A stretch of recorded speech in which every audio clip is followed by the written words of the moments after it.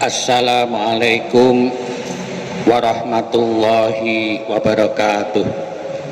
Waalaikumsalam warahmatullahi wabarakatuh. Innal hamdalillah nahmaduhu wa nasta'inuhu wa nastaghfiruh wa na'udzu billahi min syururi anfusina wa sayyiati a'malina.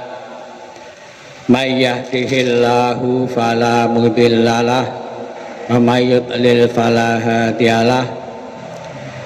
Wa asyhadu an la ilaha illallah wahdahu la syarikalah wa asyhadu anna Muhammadan abduhu wa rasuluh sallallahu alaihi wa ala alihi wa sahbihi wa mawalah. Qala Allah ta'ala fi kitabihil karim, a'udzu billahi minasyaitonir rajim. Ya ayyuhalladzina amanu taqullaha haqqa tuqatih wa la tamutunna illa wa antum muslimun. Amma ba'du. Alhamdulillah, malam ini kita dapat melaksanakan sholat berjamaah, yaitu kita awali dengan sholat isya, kemudian tarawih, dan nanti insya Allah kita akhiri dengan sholat witir. Dan alhamdulillah sampai dengan hari ini kita oleh Allah diberi kekuatan, kemampuan untuk melaksanakan ibadah puasa Ramadan dan ibadah-ibadah yang lain dengan penuh harapan mudah-mudahan seluruh amal ibadah kita diterima oleh Allah Subhanahu wa ta'ala. Amin. Shalawat dan salam semoga senantiasa dicurahkan atas junjungan kita Nabiullah Muhammad sallallahu alaihi wasallam. Jamaah sekalian yang dirahmati oleh Allah, tausiyah ataupun mau'idhah hasanah atau khutbah atau apa namanya, ceramah agama, pasti yang dibicarakan dua hal. Yang pertama, mengajak untuk melakukan kebajikan. Yang kedua, mengajak meninggalkan dosa. Pasti itu yang menjadi pokok bahasan. Hanya variasinya berbeda-beda. Kebajikan itu dalam bahasa Al-Quran disebut al-birru, sementara dosa disebut al-ithmu. Kriteria kebajikan dan dosa itu tidak bisa mengandalkan akal saja, tidak bisa. Karena apa? Belum tentu yang dianggap baik oleh akal itu pasti baik. Lihat-lihat akalnya. Akal yang telah dipengaruhi oleh hawa nafsu bisa mengatakan sesuatu yang jahat itu baik, korupsi itu baik. Itu bagi akal yang telah dikuasai oleh hawa nafsu. Makanya untuk menentukan apakah yang dimaksud kebajikan dan apa yang dimaksud dosa, itu tolak ukurnya adalah Al-Quran dan Sunnah. Suatu ketika Rasulullah SAW menyampaikan tentang kebajikan dan dosa. Anin Nawas bin Sam'an radhiyallahu anhu, dari An-Nawas bin Sam'an radhiyallahu anhu, anin Nabi sallallahu alaihi wasallam, dari Nabi sallallahu alaihi wasallam, qala, beliau bersabda, al-birru husnul khuluq. Yang dimaksud dengan kebajikan adalah bagusnya akhlak. Apa yang dimaksud akhlak? Apa bedanya akhlak dengan moral? Imam Ghazali mengatakan akhlak adalah sifatun rasifatun fin nafsi tasduru minha af'alun wa aqwalun bisuhulati bila fikrin wala rawiyatin. Akhlak adalah sifat yang tertanam pada jiwa, yang keluar daripadanya perbuatan-perbuatan dan ucapan-ucapan dengan mudah tanpa dipikir dan ditimbang-timbang. Itu akhlak. Tadi disebutkan af'alun, perbuatan, wa aqwalun, dan perkataan. Kita ambil contoh begini. Seorang muslim ketika dia mendengarkan azan, panggilan sholat berjamaah, tanpa pikir panjang, tanpa ditimbang-timbang, langsung dia ambil air wudhu, kemudian berangkat ke masjid. Itu namanya akhlak. Karena apa? Bila fikrin wala rawiyah, tanpa dipikir, tanpa ditimbang-timbang, sudah menjadi kebiasaan. Kalau masih dipikir-pikir, ditimbang-timbang, lain. Misalkan saja begini, saya berangkat ke masjid, nanti ada apa di sana ya? Kalau di sana nanti banyak orang, saya suka. Tapi kalau orangnya sedikit, saya lebih baik tidak usah berangkat saja lah. Itu namanya dipikir dan ditimbang-timbang. Kalau ini enggak, wis pokoknya berangkat. Ini namanya akhlak. Ada orang kecelakaan di jalan, kemudian kita ada di tepi jalan, tanpa pikir, tanpa timbang-timbang, kita tolong dia. Itu namanya akhlak. Tapi kalau dipikir dulu, apa untung ruginya saya kalau saya nolong dia, keuntungan apa yang saya peroleh, itu bukan akhlak. Karena dia masih mikir, masih ditimbang-timbang. Ini namanya af'al. Ada yang berupa aqwal, ucapan. Seorang muslim, kalau dia itu mengalami musibah, sekecil apapun musibah itu, yang keluar dari mulutnya adalah ucapan inna lillahi wa inna ilaihi raji'un. Ini pun tanpa dipikir, tanpa ditimbang-timbang, otomatis keluar. Dia mendapatkan sesuatu yang menyenangkan, alhamdulillah. Mas, bagaimana keadaannya? Alhamdulillah. Tanpa dipikir, itu otomatis. Ini namanya akhlak. Akhlak itu diawali dari pembiasaan. Dibiasakan terus menerus, kemudian menjadi akhlak.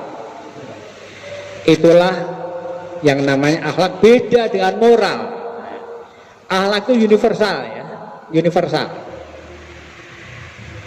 Kalau moral itu lokal. Orang Amerika Muslim, kalau mereka kena musibah, ucapannya sama dengan kita, inna lillahi wa inna ilaihi raji'un.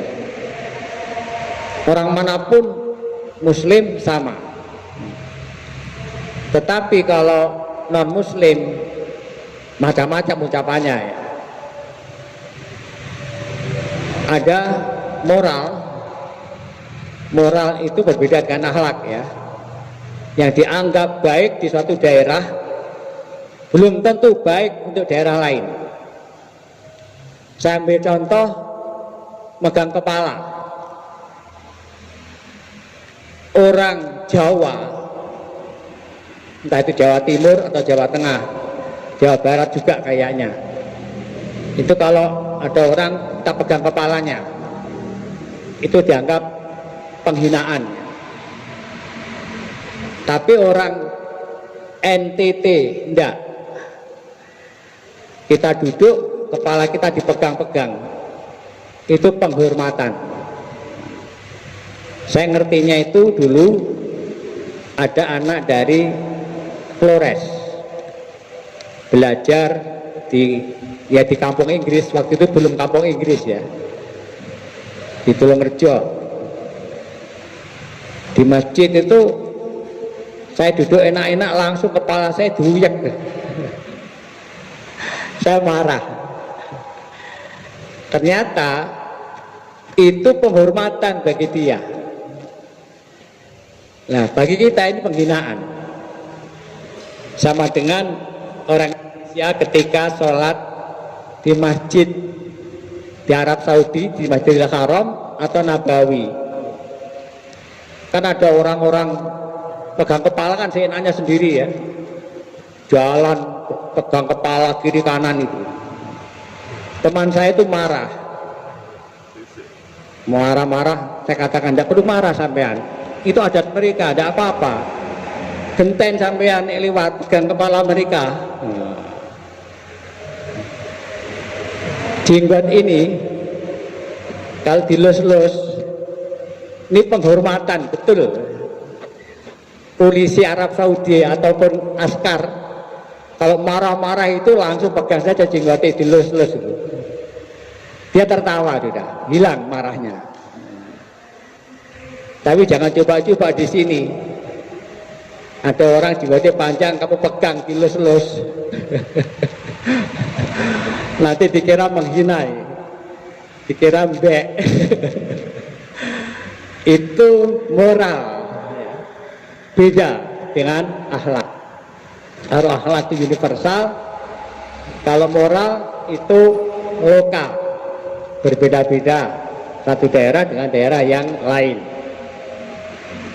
Itu masalah al-birru tadi ya, al-birru husnul khuluq wal ithmu mahaka fi nafsika wa karihta ayat tolia alaihin nasu ya.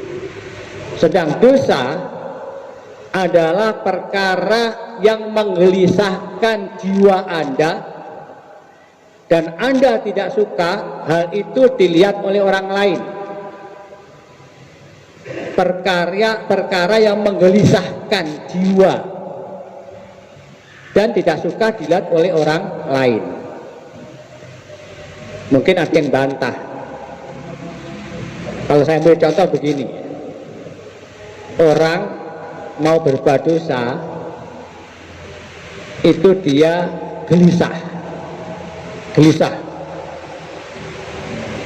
jiwanya gelisah, dan dia tidak ingin orang lain melihat. Mungkin dibantah begini,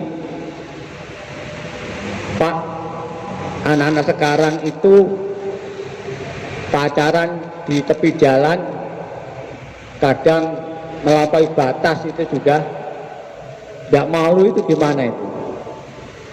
Yang saya dimaksud hadis ini adalah orang normal.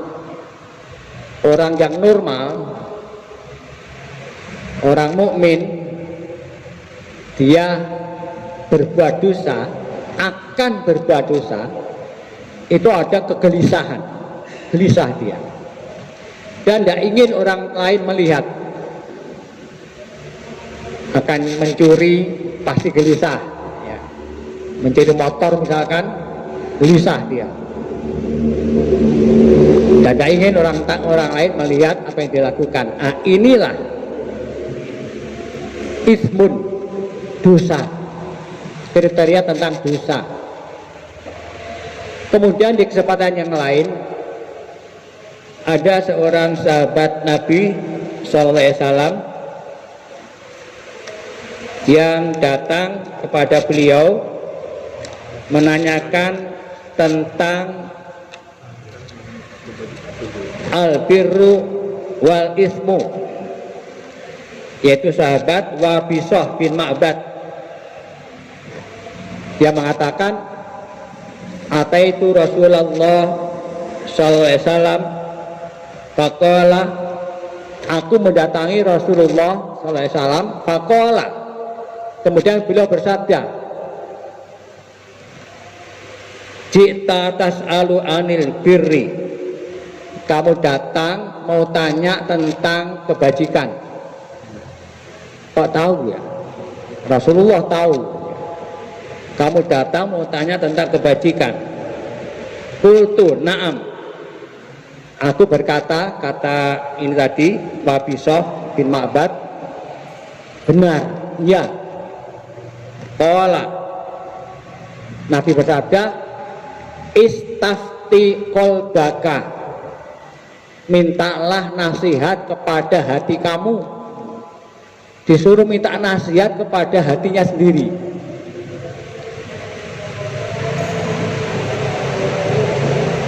Kemudian beliau bersabda, al-birru matma'annat ilaihi nafsu watma'anna ilaihi qalbu. Yang namanya kebajikan itu sesuatu yang membuat jiwa tenang dan hati tentram. Wal ismu ma haka fi nafsika wa taraddada fi sadri. Ma haka fi nafsi wa taraddada fi sadri. Sedang dosa itu sesuatu yang menggelisahkan jiwa dan membuat keraguan pada hati. Taraddada itu ragu-ragu. Wa in aftakan nasu wa aftauka, walaupun orang-orang mendorong kamu, memfatwakan, menasihati atau mendorong kamu. Maksudnya begini. Jadi yang namanya kebajikan, yang namanya dosa, ini dosa dulu ya.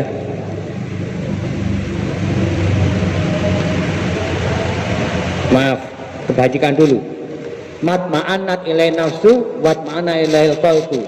Jadi yang membuat jiwa tenang, hati tentram.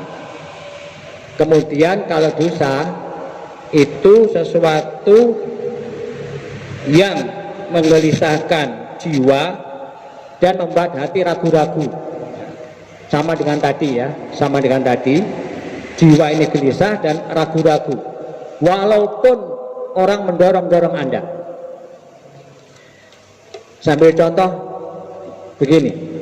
Ini pengalaman ya. Ada sebuah lembaga itu ditawari bantuan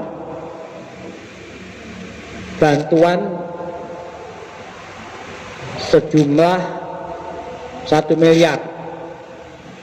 1 miliar kan banyak ya, untuk pembangunan suatu proyek. Lah, ada di situ ketentuan 1 miliar nanti yang diterima adalah 650 juta, dipotong 35%, jadi dipotong 350 juta. Tapi laporannya harus tetap 650 juta. Jangan khawatir, laporan nanti dibikinkan. Nah, timbul pro dan kontra. Saya katakan begini, ini jelas penyimpangan. Itulah namanya korupsi.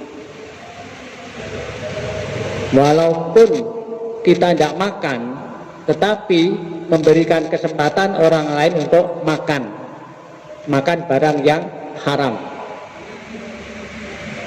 Dan itu bisa saja nanti tahun ini selamat, tidak ketahuan, tapi beberapa tahun kemudian terjadi perubahan pemerintahan, dikoreksi semuanya, bisa ditangkapi nanti. Saya katakan begitu, bisa ditangkapi semua itu. Kenapa? Yang ditangkap-tangkap itu kebanyakan sudah setahun atau 2 tahun yang lalu berbuatnya itu, baru sekarang ditangkap. Akhirnya ketakutan juga. Tapi ada juga yang masih ngeyel. Daripada diberikan oleh orang-orang Nasrani, kita ambil saja. Batin saya, kok tahu? Katanya begitu. Ya biar saja mereka ngambil. Jadi itu perkara dosa akan, ya, pertama menggelisahkan, kedua ragu-ragu itu. Dalam hati ragu-ragu.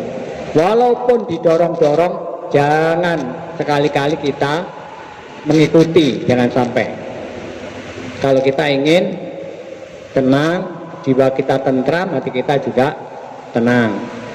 Demikianlah jemaah sekalian yang dapat saya sampaikan pada malam ini. Kita lanjut sholat witir. Assalamualaikum warahmatullahi wabarakatuh.